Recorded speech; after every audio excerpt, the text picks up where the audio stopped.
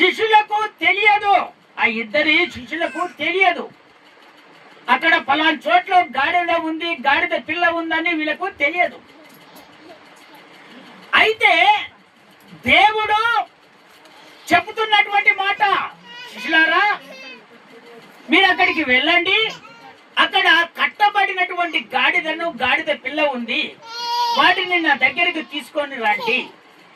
నేను ఈరోజు యెరూషలేముకు వెళ్ళాలి. స్తోత్రం చెప్తారా ఒకసారి గట్టిగా?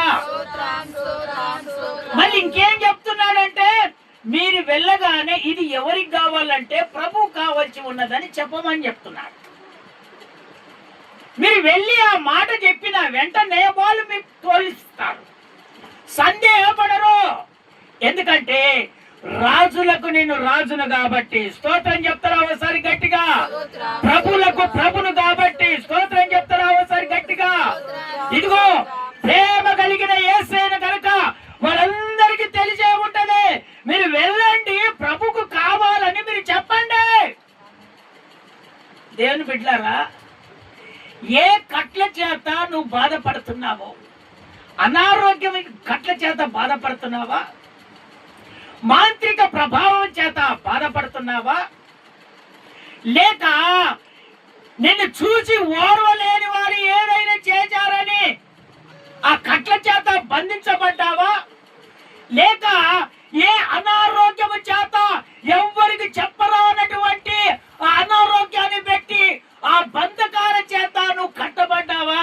నా ప్రభు అంటున్నాడు, ఇదిగో ఆయన గాడిదను ఆ కట్ల నుంచి విప్పినటువంటి దేవుడు ఆయన మీతో చెప్తున్నటువంటి మాట, అవి ఏ వ్యాధులైనా ఏ సమస్యలైనా విడిపించబడును గాక. ఆ కట్లకెళ్ళి విడిపించబడును గాక. మీ కుటుంబాలు అభివృద్ధి పరచును గాక. మీ కుటుంబాలు సంతోషంగా ఉండును గాక. మీరు అనుకున్నది జరుగును గాక.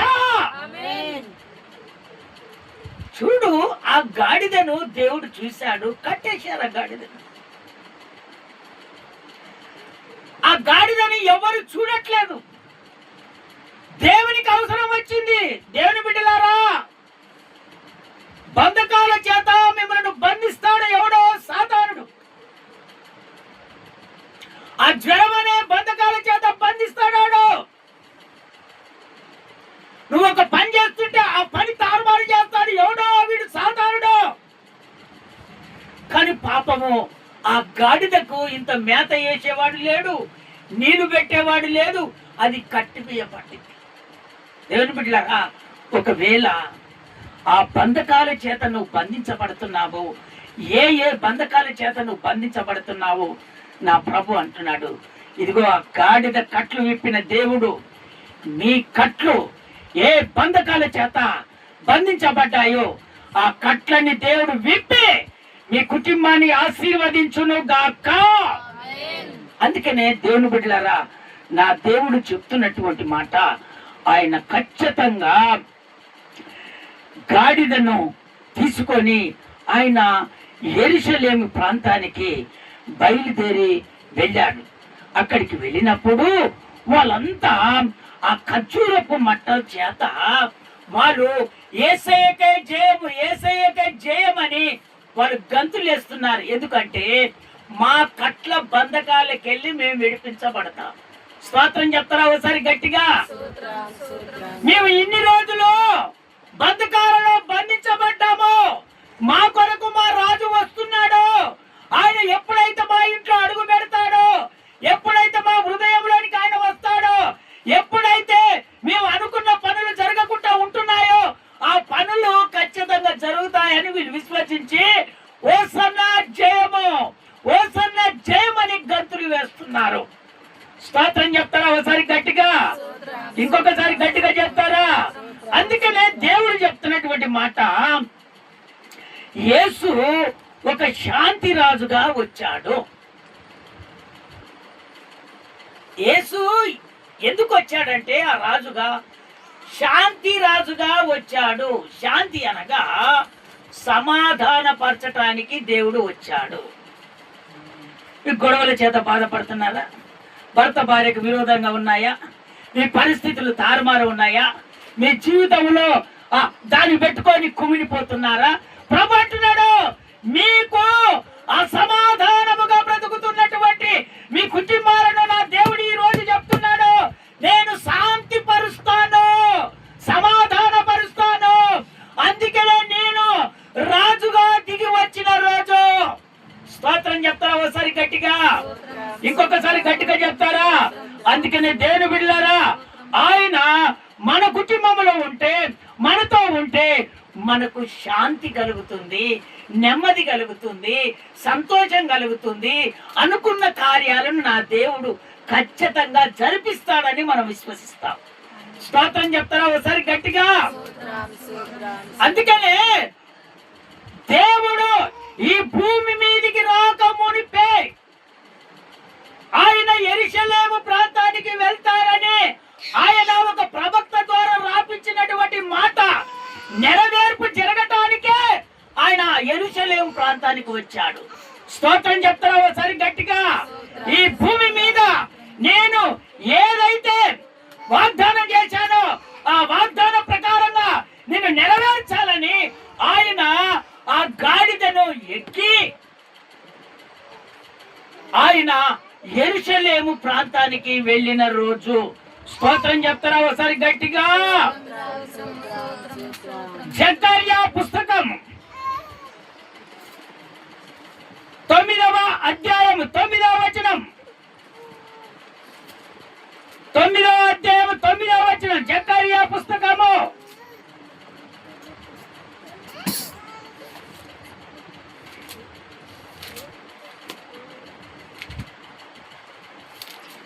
జకర్యా పుస్తకము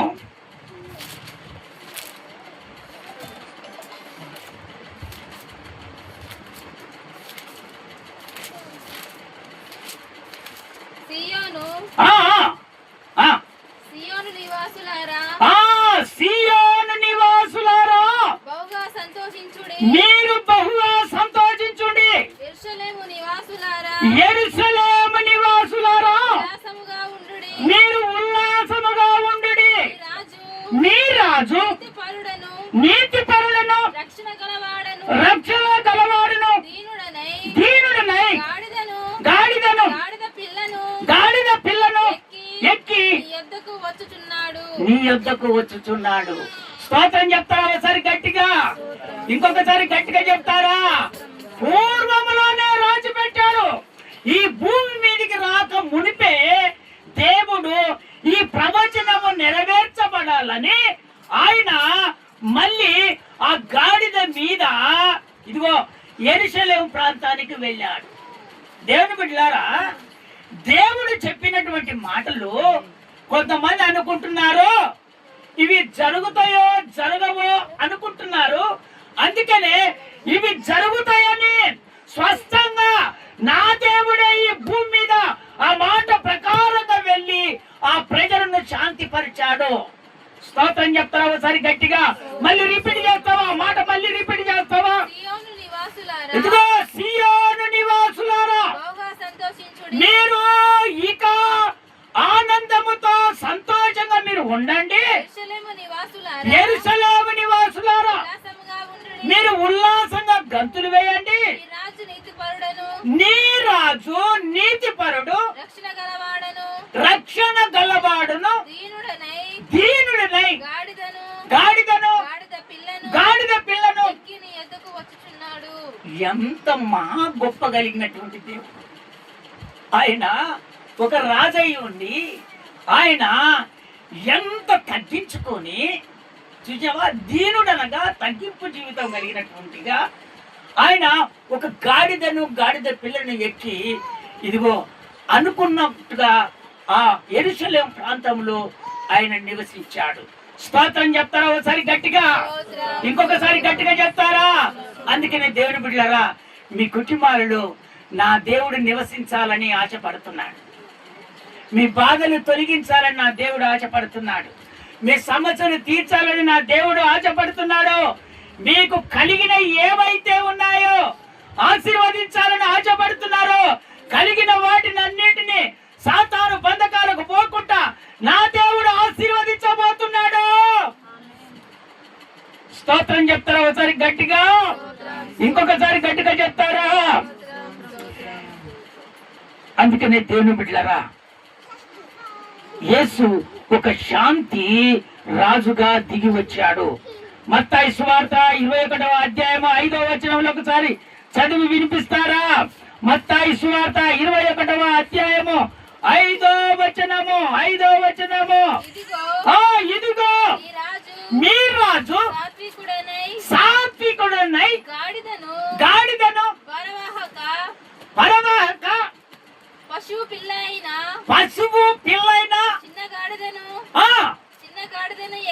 చిన్న గాడిదను ఎక్కి నీ యొద్దకు వచ్చుచున్నాడని సీయోను కుమారుతో చెప్పుడే.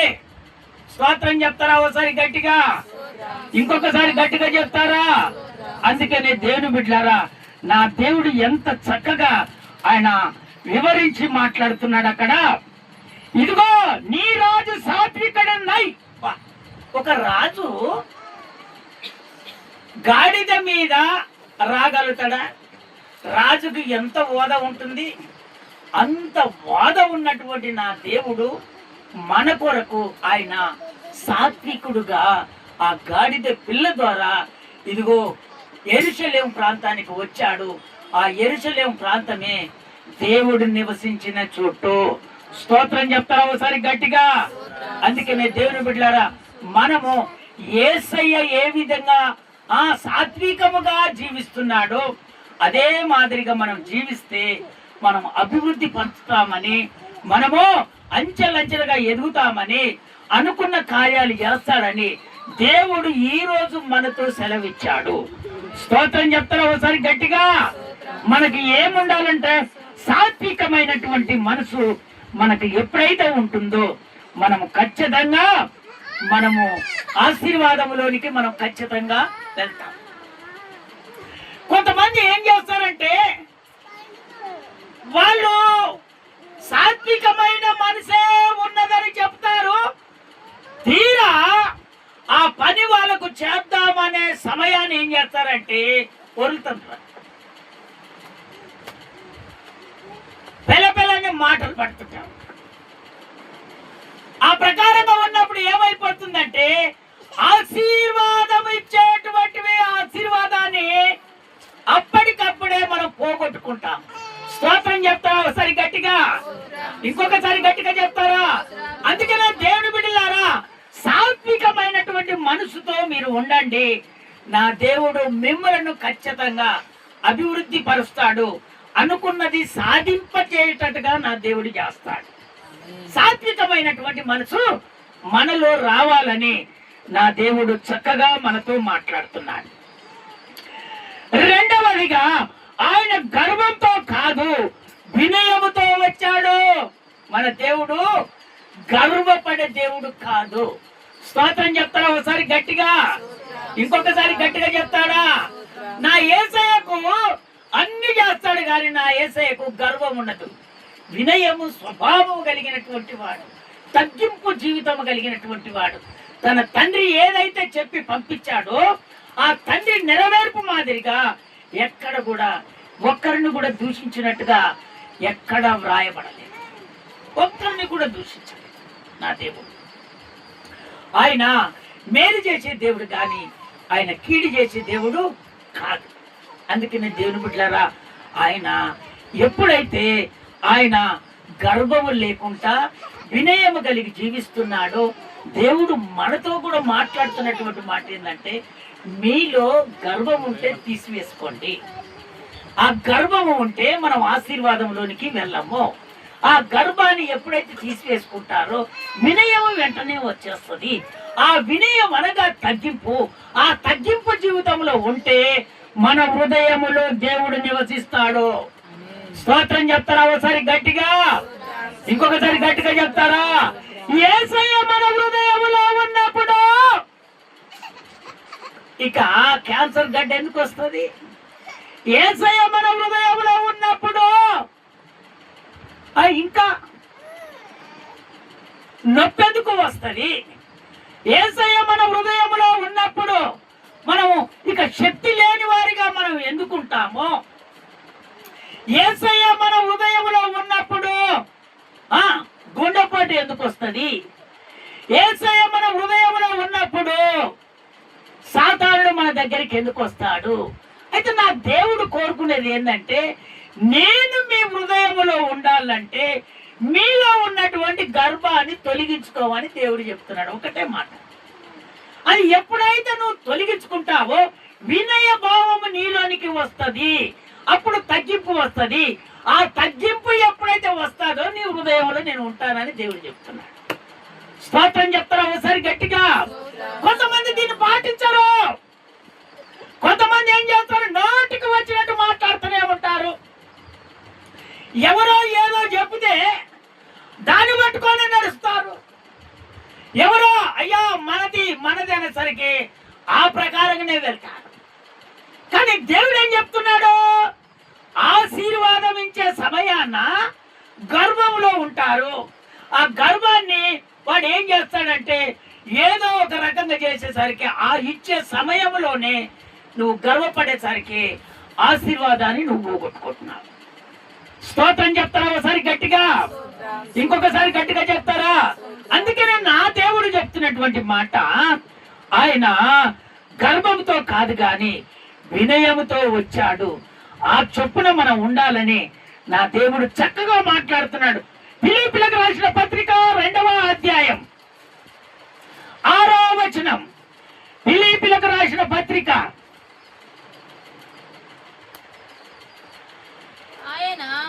ఆయన దేవుని స్వరూపము, చూసావా?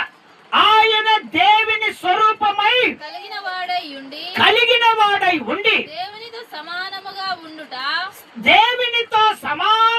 ఉండుట విడిచిపెట్టకూడదని భాగ్యమని ఎంచుకొనలేదు గాని మనుషుల పోలిక పుట్టి దాసుని స్వరూపాన్ని ధరించుకొని తనకు తానే రిక్తిగా చేసుకున్నాడు. స్తోత్రం చెప్తారా ఒకసారి గట్టిగా? ఇంకొకసారి గట్టిగా చెప్తారా? ఎంత చక్కగా నా దేవుడు చెప్తున్నాడు. ఆయన దేవుడై ఉండి ఆ దేవుని పోలిక వదిలిపెట్టని భాగ్యమని ఎంచుకోరు. ఎవరైనా దేవుని పోలిక ఉన్నోళ్ళు ఎవరైనా దాన్ని వదిలిపెడతారా? వదిలిపెట్టలే.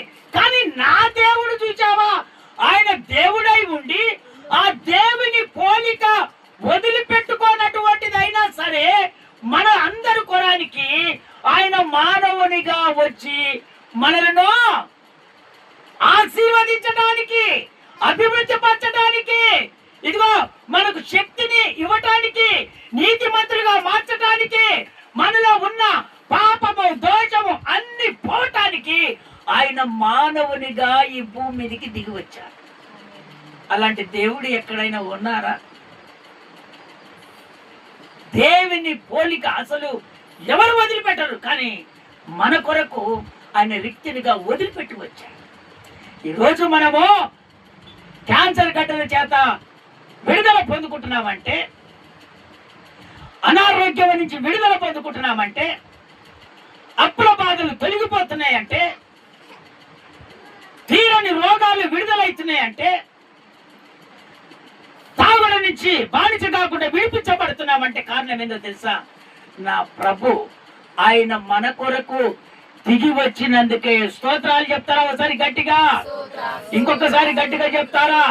అందుకనే దేవుని బిడ్డలారా, ఒక్కసారి నీవు వెళ్ళేటప్పుడు వచ్చేటప్పుడు నా దేవుడు రిక్తుడిగా ఉన్నాడు, నీవు కూడా రిక్తునిగా ఉండాలని నా దేవుడు కోరుకుంటున్నాడు. ఎందుకో తెలుసా? ఆయన దేవుడై ఉండినటువంటి నాయసయ్య మన కొరకు ఆ దేవుని పోలిక వదిలిపెట్టుకొని వచ్చాడు. ఎంత ప్రేమ కలిగినటువంటి వాడు! అంత ప్రేమతో మన బంధువులు వస్తారా? మన చుట్టాలు వస్తారా?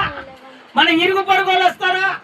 అమ్మా ఈ సంవత్సరం మా ఇంటికి సంవత్సరం పండుగకు రాలేదమ్మనంటే అమ్మ ఆమె ఇద్దరు కలిసి ఏడుస్తూ ఉంటారు. ఆ ఒక్కరోజు పండుగ అయిపోతే ఆ ఇంటికి వెళ్ళిపోద్ది. కానీ ఎప్పుడు చూసే యేసయ్యను ఆ రోజే ఆరాధన ఉంటుంది, ఆ రోజే ప్రార్థన ఉంటది, ఆ రోజే దేవుని పరిచర్య ఉంటది. ఏం చేస్తారు? ఆ రోజు వదిలిపెట్టేస్తారు. బంధువులు ముఖ్యమా,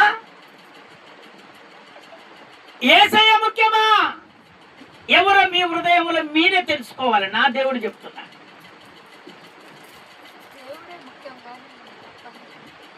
తప్పదు అనే మాట ఇక రాకూడదు. నువ్వు వాళ్ళను కూడా తీసుకొని రావాలి. ఉండేది ఎంత? ఒక 2 గంటలు. మనం 3 గంటలు చేపు కూర్చొని ముచ్చట పెట్టుకోవచ్చు, కానీ కొత్త వాళ్ళని దేవుని రక్షణలోకి తీసుకొని వచ్చి 2 గంటలు మందిరంలో కూర్చొని పెట్టలేదు. స్తోత్రం చెప్తారా ఒకసారి గట్టిగా? వాళ్ళ బ్రతుకు మారుతుంది కదా. దేవుడు మాట్లాడినప్పుడు వాళ్ళ అనారోగ్యం పోతుంది కదా. దేవుడు మాట్లాడినప్పుడు వాళ్ళు ఆత్మీయతగా బలపరచబడతారు కదా. వాళ్ళకన్నా ముందర నువ్వే గుసగుసలు పెట్టుకుంటా నువ్వే ఉంటుంటివి. ఎప్పుడు వచ్చినావక్క, ఎప్పుడు వచ్చిన చెల్లి, మళ్ళీ ఎప్పుడు వస్తావే, ఇవే చూడాలి. వాళ్ళకి రక్షణ నేర్పరు.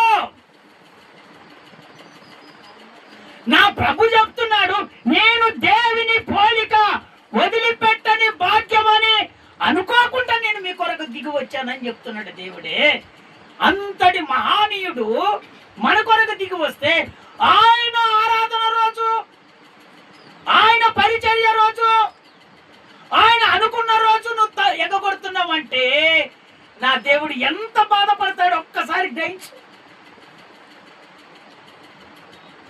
అందుకని దేవుని బిడ్డలారా, ఒక్కరోజు కురాని కాదు, ఎల్లకాలం బ్రతికేది. ఎప్పుడైనా సరే దేవుని బిడ్డలారా, ఏ పండుగ వచ్చినా ఏదొచ్చినా మీరు ఖచ్చితంగా ఆ రోజు దేవుని మందిరం ఉన్నా, ప్రార్థనలో ఉన్నా, మీరు ఎక్కడికి వెళ్ళొద్దు, దేవునితోటే మీరు గడుపుదురుగాక. స్తోత్రం చెప్తారా ఒకసారి గట్టిగా? అట్లా గడుపుతామని మీరు తీర్మానం చేసుకోండి. నా దేవుడు మిమ్మల్ని ఆశీర్వదిస్తూనే ఉంటాడు. స్తోత్రం చెప్తారా ఒకసారి గట్టిగా? ఇంకొకసారి గట్టిగా చెప్తారా? మూడోదిగా, మన జీవితంలో కూడా యేసును రాజుగా అంగీకరించాలి. ఎక్కడ? మన జీవితంలో. మనకంటూ ఒక రాజు ఉన్నాడు. ఓ పెత్తందారుడా, నువ్వెంత మాకు. ఆయన దగ్గరికి పోయి సవాల్ ఇచ్చటం కాదు, నీ మనసులో అనుకోవాలి. దేవుడు ఏం చెప్తున్నాడు? సాధువుగా, వినయము కలిగి, గర్వపడకుండా మనకు నేర్పిస్తున్నటువంటి మాటలు ఇవి. మన దగ్గరికి పోయి మాకు రాజు ఉన్నాడు అంటే వాడు ఏం చేస్తాడు? కొడతాడా కొట్టడా?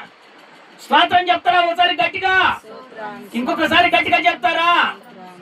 దేవుని బిడ్డలకు వినయము, భావము ఎప్పుడు వస్తుందంటే అహంకారాలను చూసి వాళ్ళతో పాటు మాట్లాడే పద్ధతి కాదు.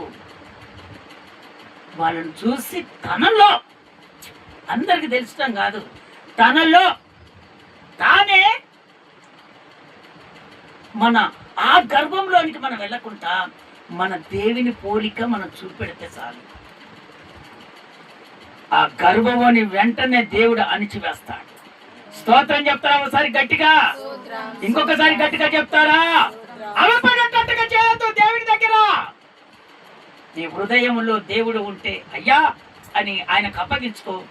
ఎంత గర్వంగా ఎగురుతారో ఆ రోజు దేవుడు ఖచ్చితంగా కింద పడేస్తాడు. స్తోత్రం చెప్తారా ఒకసారి గట్టిగా? అందుకనే నా ప్రభు ఎంత చక్కగా చెప్తున్నాడు చూడు అక్కడ. మన జీవితంలో కూడా యేసును రాజుగా అంగీకరించాలి.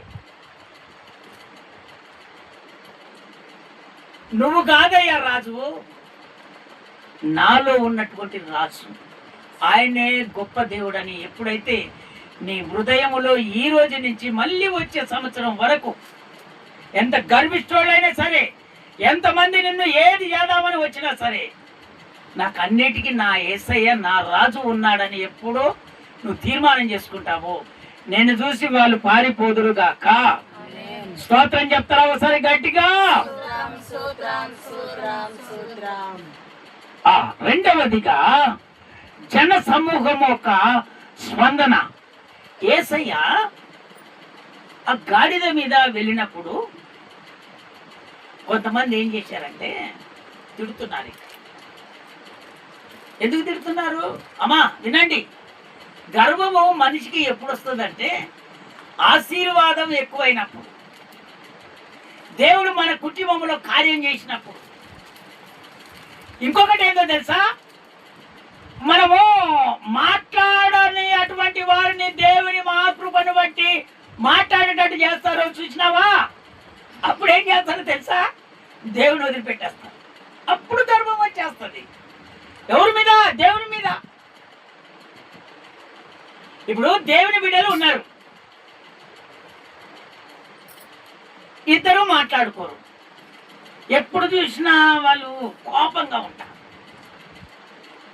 పాపం వీళ్ళిద్దరూ మన సంఘములు కదా, వీళ్ళని సమాధాన పరుచుదామని ఎప్పుడైతే నువ్వు వాళ్ళని సమాధాన పరుస్తారో నేను వదిలిపెడతారు. ఇక నేను వదిలిపెట్టి ఏం చేస్తున్నారు, వాళ్ళే దోస్తులు అయిపోతారు. దేవుడు చెప్పేది ఏంటంటే, ఎవరైతే నీకు సహాయం చేస్తున్నారో వాళ్ళని ఎప్పటికీ వదిలిపెట్టొద్దని దేవుడు చెప్తున్నాడు. గర్వంగా ఎప్పుడు ఫీల్ కాకూడదు. ఇప్పుడు ఆమె నిన్ను మాట్లాడింప చేయకపోతే మీరిద్దరు మాట్లాడుకుందరా?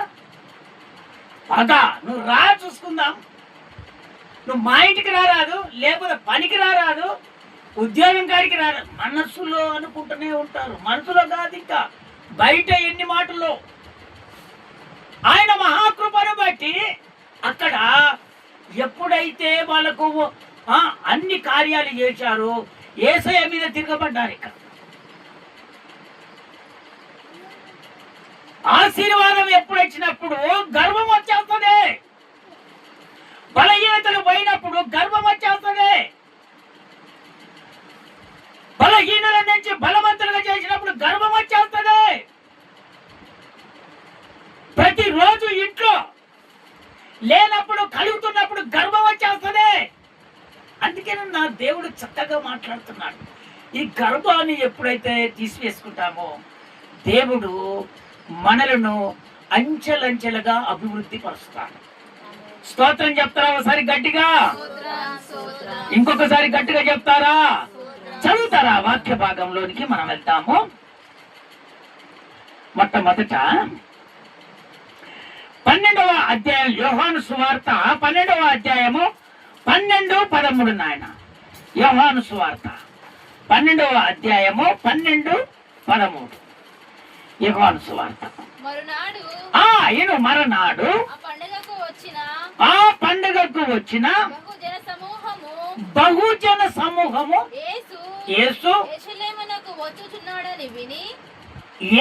యెరూషలేముకు వచ్చుచున్నాడని ఎరిగి అంజూరపు మట్టలు పట్టుకొని ఇది మనం అంజూరపు మట్టలు పట్టుకొని ఆయనను ఎదుర్కొనబోయి జయము జయము ప్రభు పేరట వచ్చుచున్న ఇశ్రాయేలు రాజు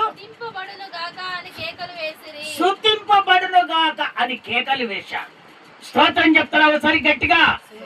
యేసు ప్రభు మొట్టమొదటిగా వచ్చినప్పుడు సంతోషముతో ఖర్జూరం మట్టలతోటి వాళ్ళు సంతోషపడ్డారు. ఆ సంతోషపడిన తర్వాత వాళ్ళు ఏం చేశారంటే యేసయ్యనే తిట్టడం మొదలు పెట్టారు. యేసయ్యకే దూరం అయిపోయారు. అంటే దేవుని బిడ్డలారా, సహాయం చేసినటువంటి మనిషిని ఎప్పుడు మర్చిపోకూడదని నా దేవుడు ఈరోజు చక్కగా నీతో మాట్లాడుతున్నాడు. ఆ సహాయము చేసినటువంటి మనిషిని వదిలిపెడితే మళ్ళీ ఆ మనిషి నీకు సహాయం చేయడు. నువ్వెంత బ్రతిమలాడినా కూడా ఒకసారి చూస్తారు, 2 సార్లు చూస్తారు, పెట్టినదా? ఇక 3వ నాడు నీతో మంచిగానే మాట్లాడతారు, నీకు నీళ్ళు ఇస్తారు, పెట్టినవా? నువ్వు అడిగిందల్లా ఇస్తారు, కానీ సహాయం చేసేది చేయరు. ఎందుకు? నీ గురించి తెలిసిపోయిందా లేదా? చెప్పలేదే. నీ గురించి తెలిసిపోయిందా తెలిసిపోలేదా? ఎవరికి? సహాయం చేసేవారికి. ఇప్పుడు నా రాజుకు తెలిసిందా తెలియలేదా? ఇప్పుడు బాధలో ఉన్నారు, బాధలో ఉంటే యేసయ్య వచ్చాడు, జయము మాకు జయము, దేవుడు రాజు వస్తున్నాడు, యేసయ్య వస్తున్నాడు, మాకు జయము జయము. వాళ్ళందరూ నీతిమంతులుగా మార్చాడు, పాపాల నుంచి విడిపించాడు, రక్షించాడు, వాళ్ళని ఆశీర్వదించాడు, అన్ని చేశాడు. చేసిన తర్వాత ఏమన్నారు? యేసయ్యను వదిలిపెట్టాడు, తిట్టడం మొదలుపెట్టాడు. అందుకనే నా యేసయ్యను ఎప్పుడు కూడా నీ నోట్లోకి వెళ్ళి పల్లెత్తి మాట అనకూడదట. రేపా కళ్ళ తీరా బన ఎప్పుడైనా సరే పల్లెత్తి మాట అనకూడదు. ఈరోజు మనం బ్రతికి ఉన్నామంటే కారణం ఎందుకు తెలుసా? దేవుని బిడ్డలారా, ఒక్కసారి గ్రహించండి. ఎంతో మంది కాలగర్భంలో కలిసిపోయారు, ఎంతో మంది చనిపోయారు. మనం చూస్తుండగానే ఎంతో మంది చనిపోయారు. ఆయన మహాకృపను బట్టి మనల్ని ఈ రోజు నిలబెట్టాడు. కారణం ఏంటో తెలుసా? ఆయన మన మీద ప్రేమ ఉంది కనుక. ఆ ప్రేమను దూరం చేసుకుంటే జీవితంలో నీవు ఆశీర్వదించబడలేవు. అందుకని నా దేవుని బిడ్డలారా, నా దేవుడు చక్కగా నీతో మాట్లాడుతున్నటువంటి మాట, ఎప్పుడైనా సరే నీవు మాత్రము సహాయం చేసేవారికి ఇదిగో విరోధంగా ఎప్పుడు ఉండకూడదని నా దేవుడు చక్కగా నీతో మాట్లాడుతున్నాడు. ఒకవేళ ఆ విధంగా ఉంటే ఈరోజు ఒకటి తీర్మానం చేసుకొని వాటి నుంచి దూరం అయిపో. దేవుడు ఖచ్చితంగా నిన్ను అభివృద్ధి పరుస్తాడు. స్తోత్రం చెప్తారా? ఒకసారి గట్టిగా, ఇంకొకసారి గట్టిగా చెప్తారా? అందుకనే రెండవదిగా మొట్టమొదటి ఏమన్నాడు దేవుడు? ఎవరు వచ్చినా గర్వము ఉండకూడదు.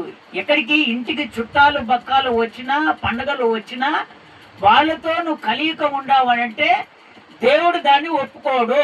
చెప్పాడా లేదా? నువ్వేం చేయాలి? వాళ్ళను దేవుని మందిరాన్ని తీసుకొని రావాలి. మనుషులు మనమైతే చూస్తున్నాం, కానీ దేవుడు ఎప్పుడో చూస్తాడు. ఈరోజు కొంతమంది కార్యాలు జరగట్లేదంటే అవి పెట్టుకుంటారు. వాళ్ళు ఇప్పుడు చుట్టాలను బక్కాలను పెట్టుకుంటారు, ఇంట్లోనే పెట్టుకుంటారు, వాళ్ళని పెట్టుకొని చూస్తున్నారు. మనమంటే చూస్తున్నాం, యేసయ్యకి తెలియదా? రెండవదిగా ఏమంటున్నాడు? సహాయం చేసే వారిని వదిలిపెట్టొద్దని అంటున్నాడు. నీకు ఎవరైతే సహాయం చేస్తారో ఎట్టి పరిస్థితుల్లో ఆ సహాయం చేసే వారిని వదిలిపెట్టకూడదు.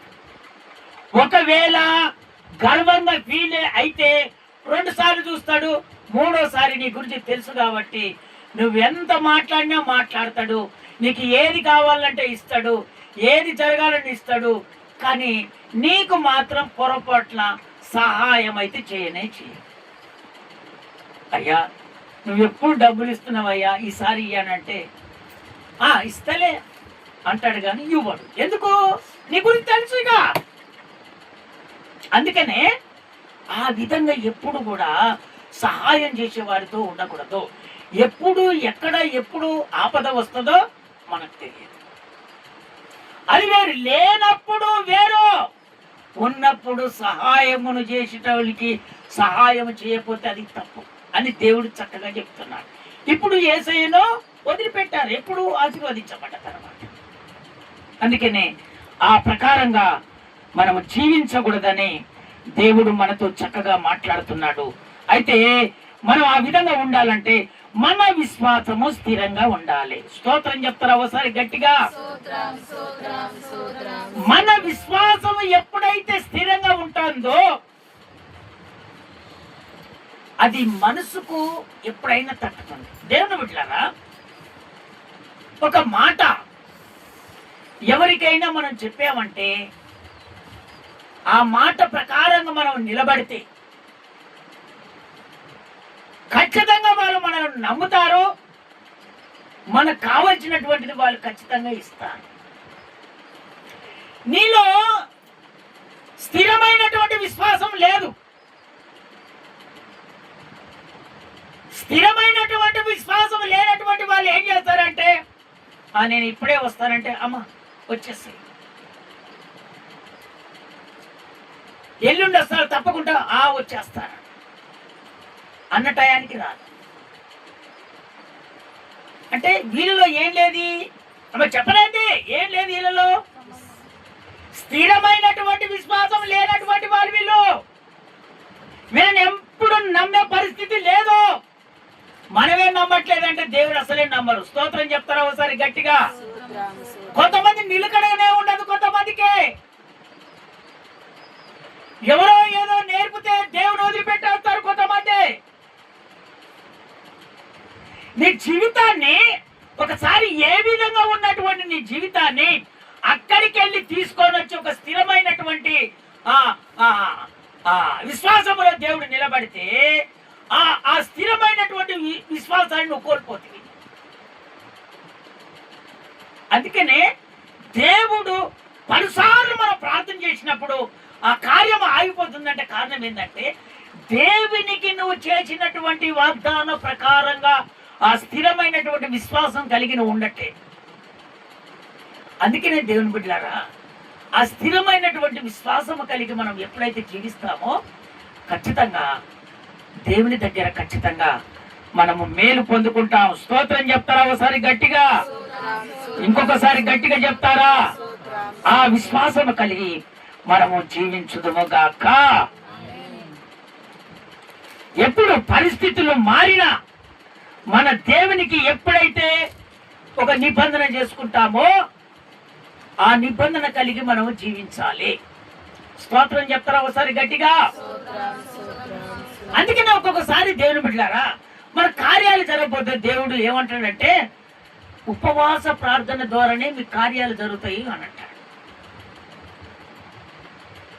అప్పుడు మనం ఏం చేస్తామంటే దేవుడికి చేయలేదు కదా, ఇక నేను ఉపవాసం ఉండి 2 దినాలు దేవుని కొరకు ప్రార్థన చేస్తాను, నా కార్యం జరుగుతుందని ఎప్పుడైతే ఆ తీర్మానం కలిగి నువ్వు ఉంటావో నీవు దేవునికి ఇచ్చినటువంటి మాట నువ్వు నిలబెట్టుకున్నట్టు. స్తోత్రం చెప్తారా ఒకసారి గట్టిగా? ఇంకొకసారి గట్టిగా చెప్తారా?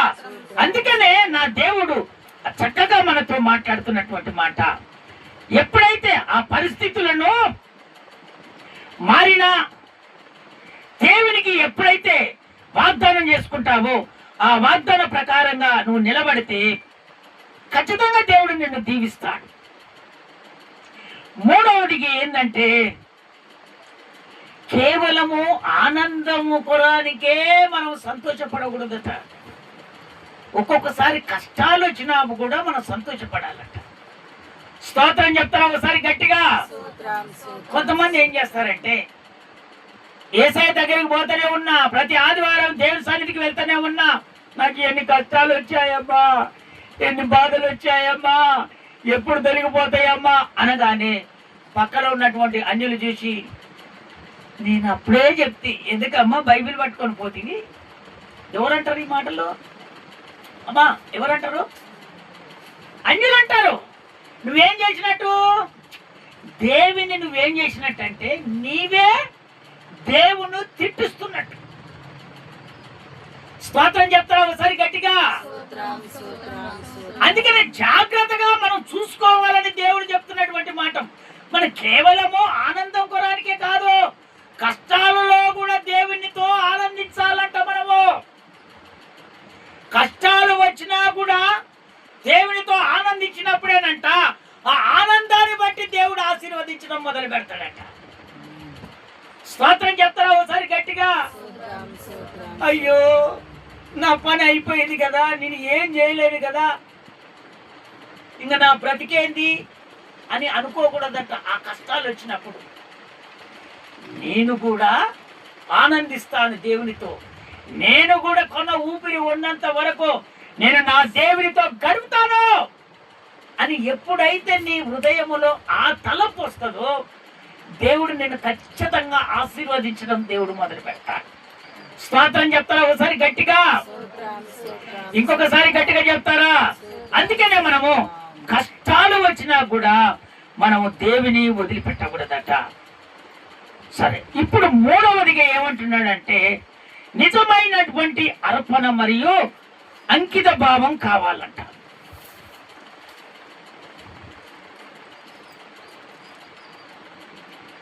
అయితే ఈ ఖర్జూరపు హృదయము, ఖర్జూరపు మట్టలు పట్టుకున్నటువంటి వాళ్ళంట వాళ్ళ హృదయములోనంట ఒక తీర్మానం ఉండాలంట.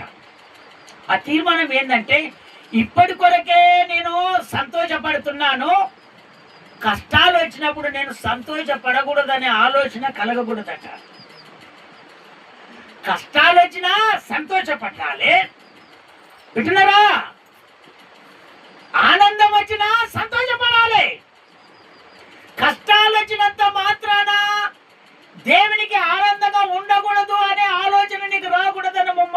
దేవుడు చెప్తున్నాడు. అందుకనే ఆ అర్పణగా అర్పించుకున్న వారు ఏం చేశారంటే ఆ ఖర్జూరపు మట్టలు ఆనందించిన వాళ్ళే యేసయ్యను నిందించారు. స్తోత్రం చెప్తారా ఒకసారి గట్టిగా? ఇంకొకసారి గట్టిగా చెప్తారా? అందుకని మన జీవితం దేవునికి అర్పణగా ఉండాలి. మాటల్లోనూ మాత్రమే కాదు, చర్యలో కూడా, విశ్వాసంలో కూడా ఆ విధంగా మనం ఉండాలి. స్తోత్రం చెప్తారా ఒకసారి గట్టిగా?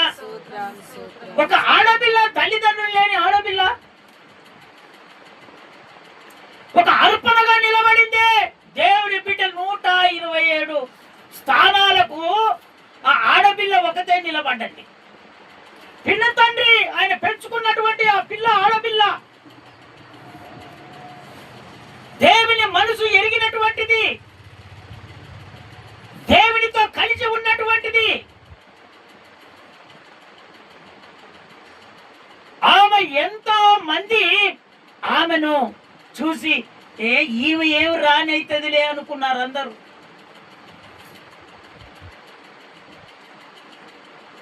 ఏదైతే సెండుడో అమ్మా నువ్వు ఇవే వాడాలంటే అయ్యే వాడింది తప్ప దేవుని హృదయంలో పెట్టుకుంది, అవి ఇచ్చినయే వాడుకుంది తప్ప ఇంకా వేరే ఏవి పెట్టుకోలేదు. కొంతమంది అయితే 2 సార్లు 3 సార్లు పెట్టుకుంటారు పౌడర్లు. స్తోత్రం చెప్తారా ఒకసారి గట్టిగా? ఇంకొకసారి గట్టిగా చెప్తారా? కొంతమందికి అదువులే ఉండవు. దేవుని బిడ్డలకు చెప్పేది అవి మనకు ఉండకూడదు. మనకు ఉండేది ఏంటంటే దేవుడు ఉండాలి. దేవుడు ఒక నిర్ణయం చేసినప్పుడు ఆ నిర్ణయం పద్ధతిని బట్టి మనం నడుచుకోవాలి. ఆ ప్రకారంగా మనం ఎప్పుడైతే నడుచుకుంటామో దేవుని దగ్గర ఖచ్చితంగా మేలు పొందుకుంటాం. ఈరోజు అనుకుంటారు, ప్రభా నేను ఈ విధంగానే జీవిస్తానంటే దేవుడి ఇంటికి పోగానే కార్యం చేస్తాడు. ఇప్పుడు స్తోత్రం చెప్తారా ఒకసారి గట్టిగా? మీరు విశ్వసించండి, మీరు ఇంటికి వెళ్ళగానే కార్యాలు చూదురుగాక. ఖచ్చితంగా చూస్తారు. ఆ కార్యం జరిగిన తర్వాత మళ్ళీ దేవుని మీద కోప్పడకూడదు. ఆ ప్రకారంగా ఎప్పుడైతే మనం జీవిస్తామో దేవుని దగ్గర ఇంకా మనము మేలు పొందుకుంటాం. ఆమె తండ్రి అన్నాడు, అమ్మా 127 స్థానాల్లో మన దేవుని బిడ్డలందరూ చచ్చిపోయే రోజులు వచ్చినాయి తల్లి. నువ్వు రానివైనంత మాత్రాన ఆ రాజభోగములో ఉన్నంత మాత్రాన నువ్వు కూడా దేవుని నమ్ముకున్నట్టు బిడ్డవే అమ్మా. ఒకవేళ వాళ్ళని చంపినంత మాత్రం నిన్ను చంపకుండా ఏమి ఉండరు. ఓ రోజు అది కూడా జరుగుతుందమ్మా. నువ్వు రానివైనంత మాత్రాన, ఆ సుఖభోగాలతో నువ్వు ఉన్నంత మాత్రాన ఓ రోజు అడ్డుపడొచ్చమ్మా అని అంటే తండ్రికి చెప్పిన విధానం ఏందో తెలుసా? నానా నీ మాటను నేను తోసివేయ నాన్న, నేను సావనైనా చస్తాను, కానీ నేను 127 స్థానాల్లో ఉన్నటువంటి దేవుని బిడ్డలను నేను ఖచ్చితంగా రక్షిస్తాను. స్తోత్రం చెప్తారా ఒకసారి గట్టిగా? ఇంకొకసారి